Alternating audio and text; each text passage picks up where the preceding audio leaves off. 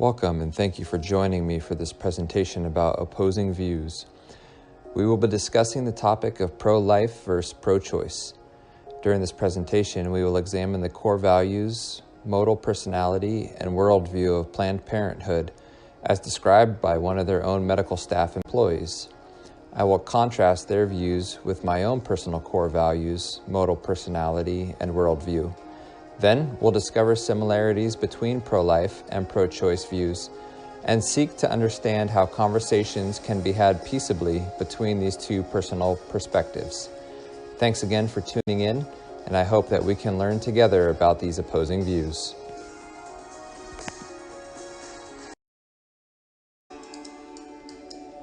While conducting research for this project, I was able to speak with a Planned Parenthood medical staff employee named Jessica McDonald. I'm very thankful for her sacrifice of time and her thorough explanation of Planned Parenthood's core values, modal personality, and worldview.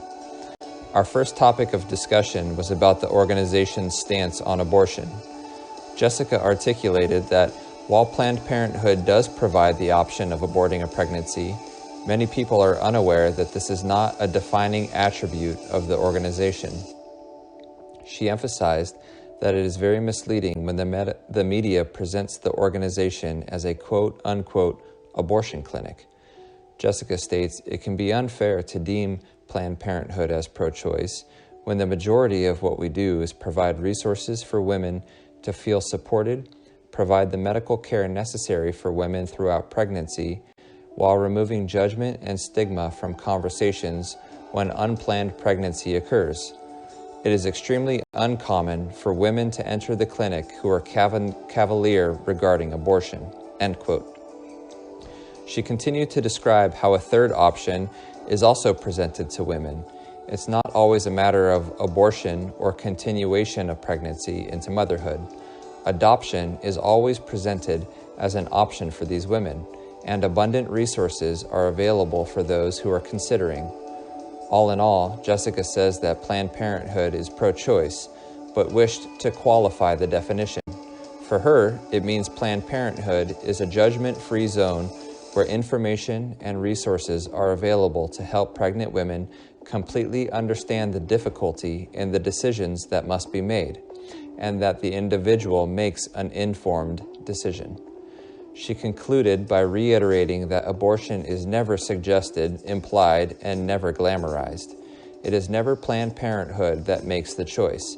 It is always left up to the individual, and the consequences of the decisions are always thoroughly examined. This pro-choice stance was influenced by the organization's core value of respecting and protecting individuals' freedoms and rights to free will. Jessica thanked me for listening to understand, and recommends that any person who wishes to communicate and inquire about Planned Parenthood would exercise respect and understand that no matter what decision a pregnant woman makes, it is always a difficult one that has lifelong consequences.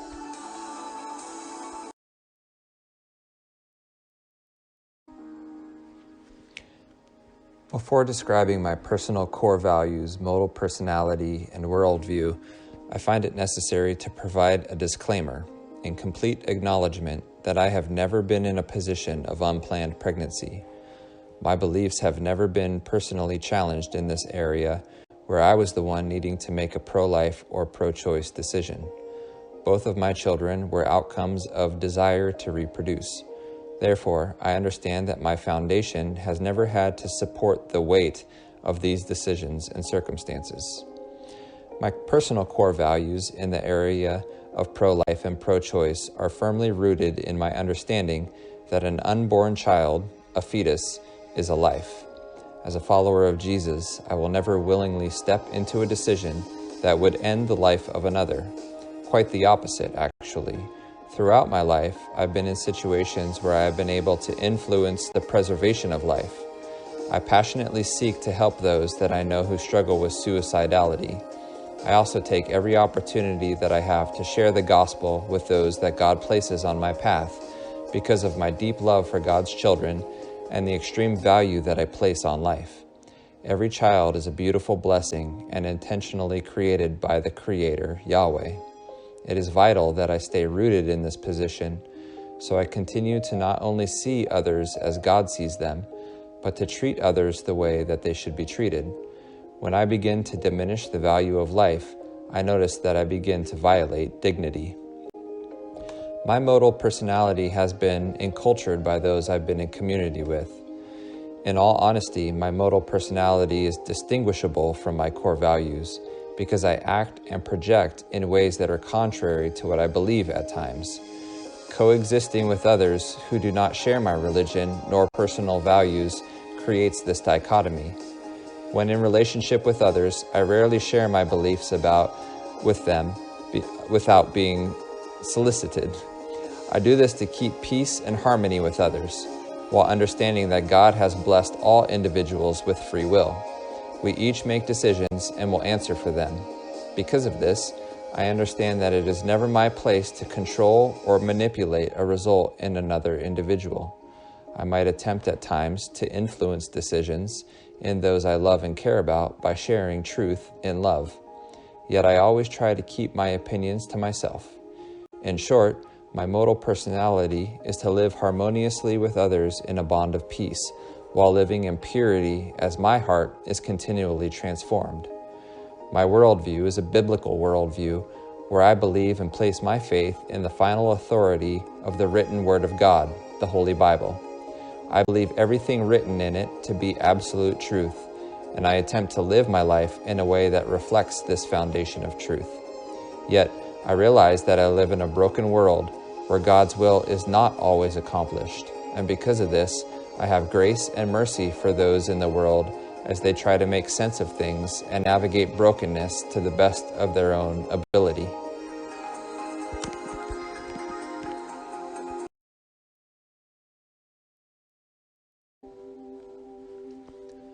The core values of Planned Parenthood, as described by Jessica, are first and foremost complete respect without judgment for the individual patient. Their primary role is to provide care and resources for women who are in need. The individual needs of these patients often vary, therefore care is often individualized, but the respect and dignity of the patient is always at the forefront. The second value is providing for the health and safety of each individual. Careful care and medical analysis is conducted in ways that proactively and reactively appropriate case by case. Many health conditions and concerns are presented when a woman conceives, and because of this, professionalism must always be upheld as the individual is cared for medically. Finally, Jessica stated that support mentally, emotionally, and physically is a value that Planned Parenthood has for its patients. She said, quote, "We are aware that whatever decision is made by the individual, long-lasting effects and consequences will occur, many times requiring additional help through therapy and counseling," end quote. The modal personality of Planned Parenthood can look different depending on environments. For example, Jessica stated, quote, "When we are in the public realm, our modal personality is often one of stoic professionalism. We are aware that we are either loved or hated by the public sphere. Therefore, before and after work, and also when we're on breaks, we subdue our individual personalities and present ourselves as medical professionals. This professionalism often thwarts ridicule and increases personal safety. With that being said, as soon as we step into a patient room, our compassion and personality come to life. Our modal personality then becomes very personable and welcoming. This modal personality quickly aligns with our core values of respect and dignity for each individual," end quote. The worldview of Planned Parenthood is that people have individualized needs. Not everyone is the same. The personal philosophy of life varies from person to person. Also, each individual lives and functions in unique circumstances. Because of this, Planned Parenthood must have various options as to how to provide for the needs of the individual. This organization seeks to particularly assist those who live in poverty and/or other difficult and harsh conditions. Instead of providing answers and influencing decisions, Planned Parenthood attempts to simply provide information and resources that the needs of the community demand.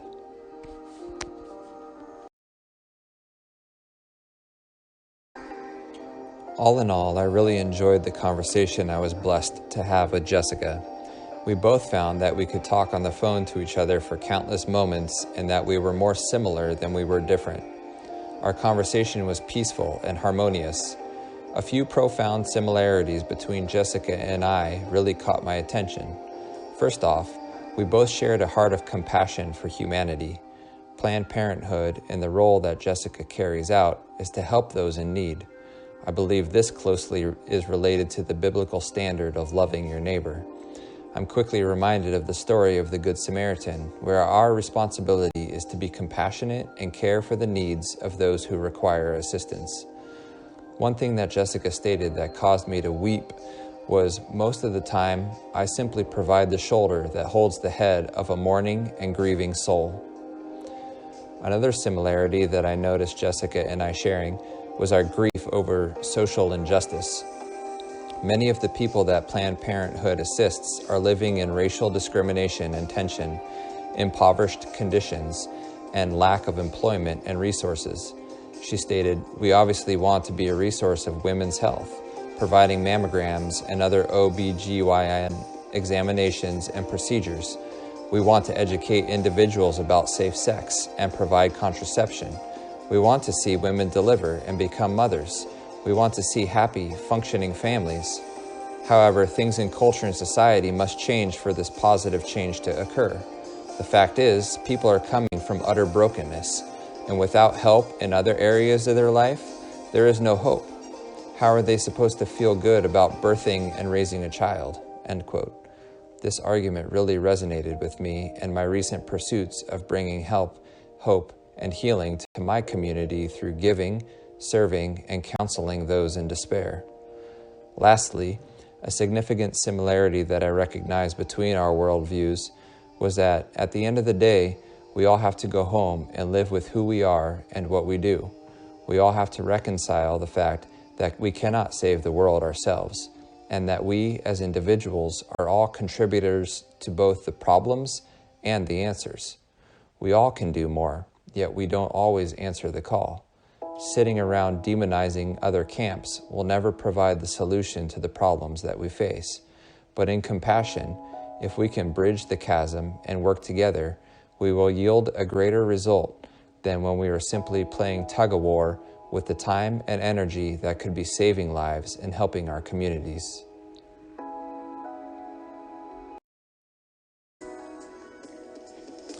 To have productive civil conversations, we must enter into discussions with respect and dignity to the other individual or individuals. Two main roots for not operating in these functions are often pride and fear. We must overcome ourselves in order to respect and hear the opinions of another.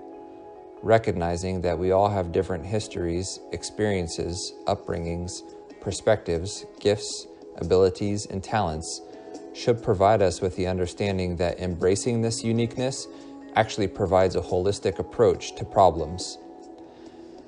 When engaging in conversation with another person, we must listen to understand. So often we can patiently wait while another is speaking, simply to have an opportunity for us to share more of our own opinions.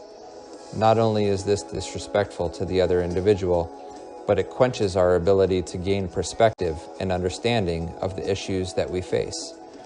In a debate, we already know our position and how we feel about a topic, so it would behoove us to listen and gain new and different perspectives, increasing our understanding of subjects.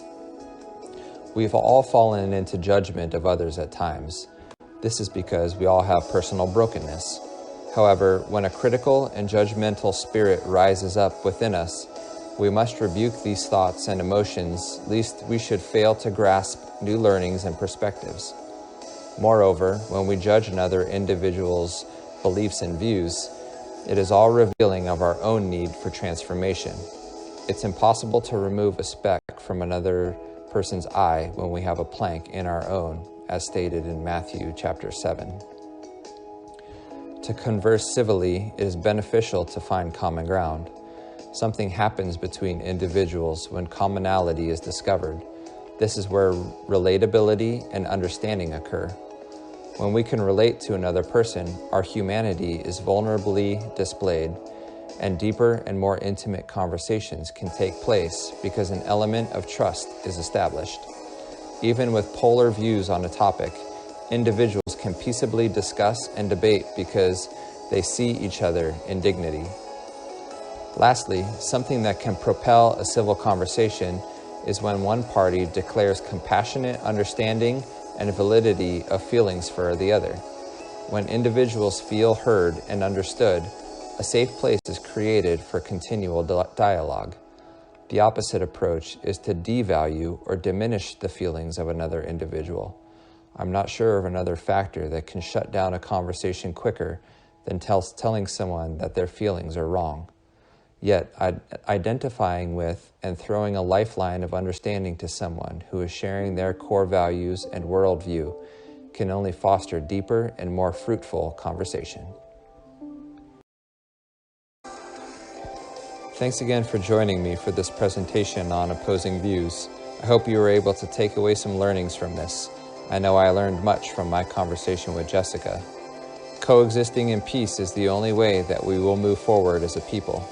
We must treat each other with respect and dignity, especially when we have differing values and worldviews. To live in peace with others is to live nobly. God bless.